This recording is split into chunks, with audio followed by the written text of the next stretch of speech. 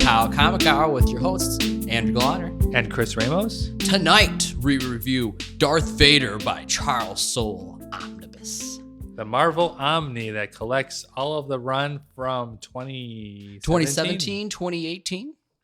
And so we're reviewing the collected edition, this whole run that he did. And just a fun fact, Charles Soule is actually one of the lead creators for Lucasfilm now and for Marvel Comics and the Star Wars department. So he is the leading charge for everything that's coming out in the comics for the next couple of years of how they're going to shape the narrative and what stories they want to tell. He knows his Star Wars stuff. Yeah, and he's actually put out recently a Daredevil by Charles Soule. That's coming out. He did a Swamp Thing run. He's very much not a newcomer to comics, but he's one of these great comic book writers you see coming up in the changing of the guard. Like a comic book historian a little bit, because you really, really got to know these worlds. And Star Wars has always been overwhelming. I mean, there's so many little intricacies, ways that the technology has to be, ways that the characters have to kind of follow what they did in the movies. I mean, you can't just reinvent it. Yeah. Marvel's trying to kind of put their own touch on it a little bit, sure, but they're not totally erasing the I guess the religion and the history of Star Wars. I mean, no, people know that. It was just that Marvel came around, they got their license back from Dark Horse Comics in about 2015. And, there's they built up a lot of expanding universe and worlds beyond and things like that. And just getting really over the top and kind of not so much convoluted, but it just took on a life of its own. And they said, not that we're going to ignore it, but we're going to say that's over there. Yeah. And we're going to just kind of clean slate and just kind of start fresh with the movie universe and kind of just build upon that. It's just one of those franchises that are built to pretty much endlessly tell tales. Sure. So they have to say, all right, so some of these tales are exactly that. Some of them are legends. Some of them are canon. Some of them are movies. Some of them are like Marvel Comics. And some of these are like behind the scenes stuff. Sure. But before we dig on the run, Ramos, I wanted to ask you, what's some of your favorite Star Wars moments or memories that you had growing up? Well, I mean, Star Wars to me was such a big part of my family. My uncle is a huge Star Wars fan.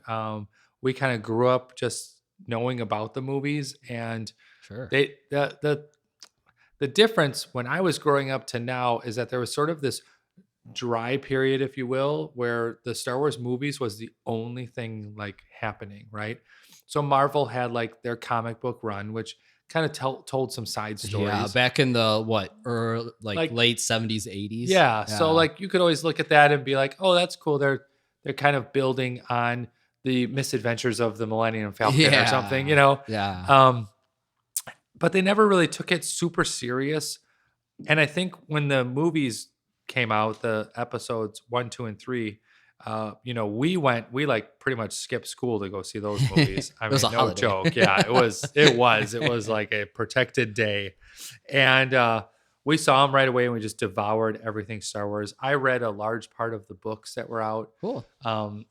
Heir to the Empire and by Timothy Zahn and things like that. Yeah, that's those a really good great. one. Yeah. Those were good. And then they just sort of, I don't know, they wanted to grow up Star Wars. They wanted it to make it more serious. Yeah. And that's why when they came out with episodes 1, 2, and 3 and George Lucas wrote them, some of the super fans were like, we want him grittier. We want more, the movies that were out at that time were high action, high adventure, just, really, they wanted to have that, Darth Vader saying, I am your father moment. They wanted that other shoe to drop, and I don't think they ever got that. So yeah, not so much. I can remember going to see episode 3 with my dad. That was one of our first Star Wars movies. When I looked it up, it came out in 2005. And I'm like, I remember seeing that. That was cool. That's my vivid memory. That was my vivid memory. But it And then just recently in college, when Force Awakens came back, and just how huge that marketing was, and how it was like, oh my God, Star Wars is back. I mean, it is a machine. It is a machine, a marketing machine, and they're going to let you know about it. Why aren't you seeing this movie? So that's why I think, when they're doing the comic book runs, especially modern comic book runs, even within the last 5 years, they're taking it and they're saying, we're going to, honor the original Star Wars universe. We're not going to change too much, right? Right.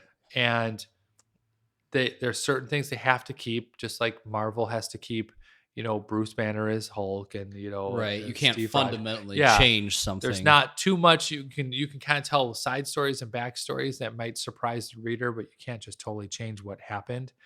And that's where this series, I think, runs that fine line where you're learning that Darth Vader, as the main character, he has some faults, and he has some moments of like doubt, and he has some like memories of like, look what I've become, I'm a monster. And then at the same time, when you think of the movies, they never had that moment where Darth Vader was like, I'm a monster, no, like that never, until the end. Yeah, right? Like, maybe in episode 6 at the very end. At the very end. But like, that's where I appreciate episode 1, 2, and 3, where it shows that, maybe not every choice was in his control. Right. Absolutely. There's a lot of things of his environment, his mentor, his every supporting cast along the way. But I guess, so the Charles Soule's run takes place right after episode 3, when he gets in his suit for the first time, and how he's experiencing that and what emotions are going through his head. And just to see what happens. Because that's one of the questions that, after watching episode 3 and being a young Star Wars fan, you're like, okay, what happens between 3 and 4? What's going on? And that's the one, I guess, one of my favorite spots that I always wanted to find out more about, is what happens between 3 and 4. Yeah, because then you always heard like, well, Darth Vader then went out and he hunted down all the Jedi that were remaining. Yeah, and you're like, well, I want to know those stories. Like, absolutely. I want to see Darth Vader fight some Jedi. Exactly. And you get that. You get that in this. Exactly. And then the Obi-Wan Kenobi series is finally coming out. That premieres on May 27th. So that's just in a couple weeks from when we're recording this, and we're super excited because some of the moments that are happening in here we might get to see on live action or some sort of version of it. So it introduces you to a couple characters we're seeing there, and that was so exciting to see. I was like, oh, that's the thing from the thing, and they're all starting to do a great job of interweaving all these characters now.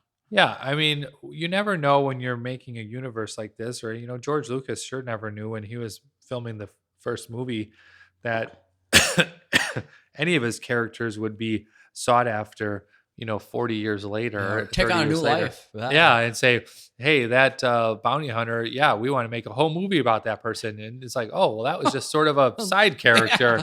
And that's just part of it. You just never know as a writer or an artist of just like what's going to take off. Or that kind of brings a new like creative challenge. Yeah. And you got to get the right writer, the right people in it.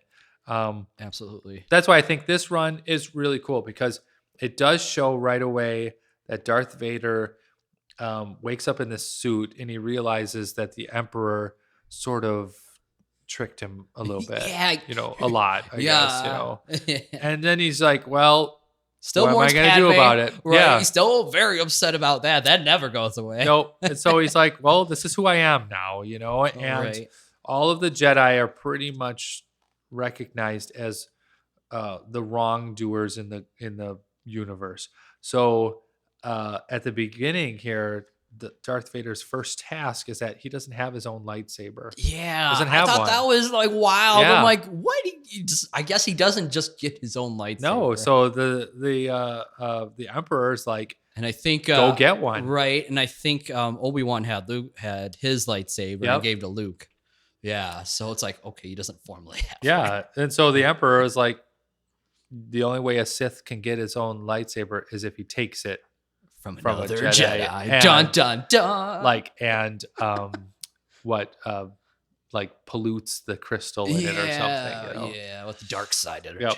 So Darth Vader starts figuring out like, well, there's got to be some Jedi out there, and I'm gonna go find one and take it. So that it's Darth Vader is not unfamiliar to hunting down Jedi. So okay, this is one of my pastimes. He's like, all right, I'll go take it. Like boom, story evolving. Exactly, Great. and it kind of harkens back to some of the prequels and stuff where just kind of coming out of Episode 3 with his battle with Obi-Wan and the fall of the Order 66 and stuff, where he bears all this hate for the Jedi now because of everything they told them was a lie and how they didn't believe in him and so much, and even though he's supposed to be the chosen one and everything, and he just bears all that rage. I think he's like the epitome of rage and stuff like that, as far as and he feels like he was held back, It was. And anyone who is ambitious, if someone's holding you back, you feel like there's blame to be placed. Yes. And that's exactly what happens. Is that Darth Vader is fueled by hate. Yeah. He gets energy from rage. Yes. Hate, a bit of guilt for not saving Padme or doing more, or betraying his master a bit. A lot of conflicted feelings that are going on through this run. Well, and a lot of times the Sith and the dark side of the Force is promising a lot of stuff, but I never really see where they're using the payoff anything is totally really different. There. Yeah, Just like power. I guess. I mean, you could just do huge. I don't know, huge impossible things. Yeah. Crashing, breaking, throwing people, lightning, stuff choking. like that. Yeah, like you could choke people. Yeah. How do you solve all your problems, Darth Vader? Oh, I just choke them out. Yeah. But the coolest thing I think in the whole series here is not only do you get to see Darth Vader being like a total badass and just chopping down and fighting and finding ways to win. I mean, some people just break him down to like his robotic limbs, Yeah. and he has to like build himself back together with spaceship parts, Right. That was super cool to see. So he is resourceful. He is just a fighter. I mean, there's no way you can stop him unless you're going the distance. He even made a comment, I think, that Jedi always stop when their threat is gone. And he's like, well, my threat is never gone. Yeah. I'm never. And he's so always chasing something, I feel like. But it was so... Just taking a step, just look at the character itself. Darth Vader seems like he's like a Superman kind of character where it's hard to figure out how to stop Vader, right? Or how to make him interesting, because he is all powerful. He's a force of nature. He is a Sith Lord. There's not much that can stop him. At least when you walk him through the movies and things like that, or how they're writing him in the comic stuff. And so that's one of the many challenges. And it was really cool to see what Soule did to like stop him and things like that. Yeah, well, the other part of it too is that Darth Vader has a mask. So when you look at a lot of the other facial people, expression, there's no facial. You just don't know what he's going to do. Is he going to just like cut you in half? Is he just going to lash out? Is he just going to, think about betraying you some other day? Yeah. But and they do a good job of like what's happening in his head. Just because the Emperor is talking to him and saying, "Do this for me," you kind of get a little bit of an insight that Darth Vader's thinking, I don't always have to do this. I don't, right. I'm not totally stuck here. Yeah. So he's very much getting tested without told he's getting tested. And then he'll go back to Emperor Palpatine and be like, what was this a test? Yeah. No, I would never test you. You are my humble apprentice. Yeah. Yes, and you will always be my humble apprentice. You are my favorite Sith. And that's just how the Sith are set up. That they have the rule of two, and so it's like there's a Sith Lord and an apprentice, and someday the apprentice will kill the Sith Lord and become the Sith Lord. But so you always you always get the idea that he's set up. But there's a couple really, I don't want to say funny moments, but there's a couple moments where you get reminded that Darth Vader is who he is.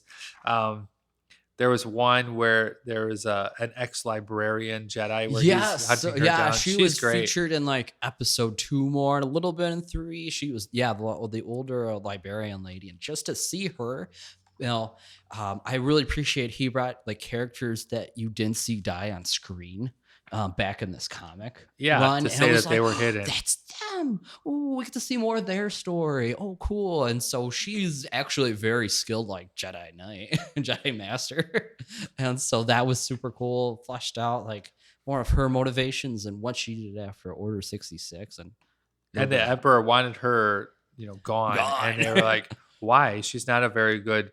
Well, I think Darth Vader said that, like, she's not a very good kind of a nuisance. lightsaber. Yeah. She doesn't fight. She hardly ever battles. And he says, well, she's the librarian. She's information. That's the biggest threat right now is just the marketing, almost, right? Yeah, like the marketing for campaign. the Empire, Yep. he's trying to establish this new order after the Republic and working on almost phasing that out. And he's like, these last little threads of the Republic and the Jedi, we got to take that out.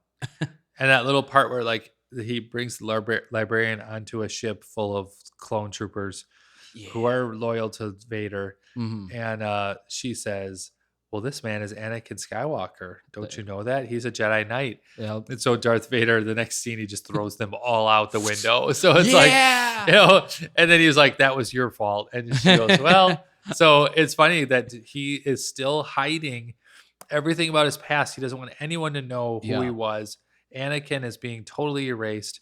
Yes. And anyone who finds out or mentions that he was Anakin Skywalker is just dead. Yeah. And, people connected to the Order still know who he is because he was the chosen one. He was the very praised one. They were doing a lot to train him up. So just to see him ultimately betray all their values and everything. Oh, yeah.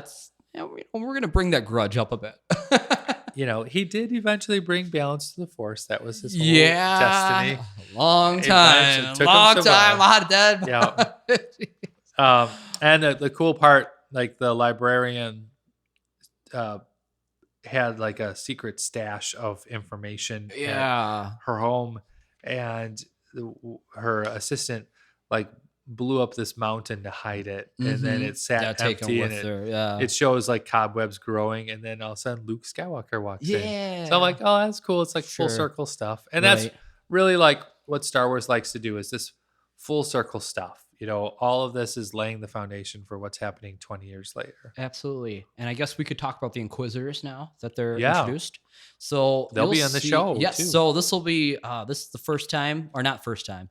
So they introduced the Inquisitors in Star Wars Rebels as like the hunting squad if Darth Vader is too busy or he's preoccupied, and they're not quite Sith. They're meaning to be like dark Jedi a bit. They're just getting equipped with like Sith weaponry and still Darth Vader, like influenced by the dark side and things like that. Yeah, and at this point, they probably would never be Sith. It's very much a new program. Yeah, yeah, they're just like still working out the kinks. And Darth Vader has to bring them up to snuff. Sure, but they're actually getting introduced for their first time in live action. In the Obi-Wan series coming up. But so Emperor Palpatine kind of doesn't really says, oh, hey, there's this new program. They just kind of run into each other, and they're like, who are you? Who are you? Because he's like, you're not Jedi. Well, you're not Sith either. And, Palpatine's like, oh, I created this program. I'm going to have you train them. What? I'm not a Jedi master. I don't do that kind of thing anymore. Well, you're going to have to. Yeah. And the Emperor is constantly reminding Vader that there are enemies who would wish to see the Empire fall. Yes. So he's always saying, I will teach you, but first you have to get rid of my enemies, or I will show you the dark side, but first you have to go get rid of this last Jedi. And so he's constantly pushing off like this I don't know, like carrot. Promise, the promise of power. Yeah, like I'll show you things, but you need to first do this for me. And so you that the Emperor obviously is 10 steps ahead, and that's how he's always been. And so he just wants to keep Vader on like a short leash a little bit and just say, do these things for me, and then we'll talk about freeing you from your suffering or whatever. Right. Yeah. So the Inquisitors was cool, like interesting to pair them up and kind of like be like Darth Vader's task force and things like that. But it just kind of brought a new flavor to the Empire and things like that. It's not all just stormtroopers and Darth Vader. Yeah. Right. Yeah, and the Inquisitors, we'll have to see. They're in the new Obi-Wan series. I want to see exactly how strong they make them. Right. Yeah. Like, are they going to be sort of in the series and then at the end be destroyed, or like they going to carry on, or sure, how are they going to handle that? Because it's different than the comic book The Great world. Inquisitor that we see in the trailer, he's also in the comic, and he brings up his life as a Jedi and not being able to access the library, which tied in the storyline, and that was a great kind of just a great conflict of like, I want to get in that library, so I want to kill kill that Jedi who didn't let me in there because I want to read everything because I never did before. And then once he does, he's like, oh, this is boring. Yeah. Still there to learn stuff, but he's like, yeah. So that was kind of a cool plot point. And there are 5 or 6 of them brothers of yep. That they decide that whether these are sort of sisters, Darth Vader's little assassin group. Yeah. The Emperor says train them right. I don't think Darth Vader wants anybody else around. Nope. Like at all. So yeah. And it took him a while to like earn the trust of the Inquisitors, if you say it that way. They try to get him like killed a couple of times, right? They all very much have their own personalities and their own agendas. Yeah. Too.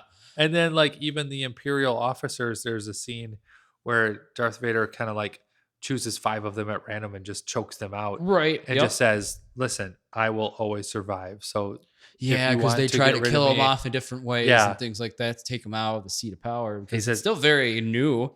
He's still new to that role and things like that. He says, every time I will survive. And he's like, but 5 of you chosen at random will not. And he just chokes out 5 random people. So he at least shows that, you always think, oh, well, it's Anakin and he's going to redeem himself. Not at this point. Nope. I mean, he's still very much a villain. And they do that very broody. The right way. Yeah. So talking about the art, and one of the unique things they showed in this was Darth Vader meditating.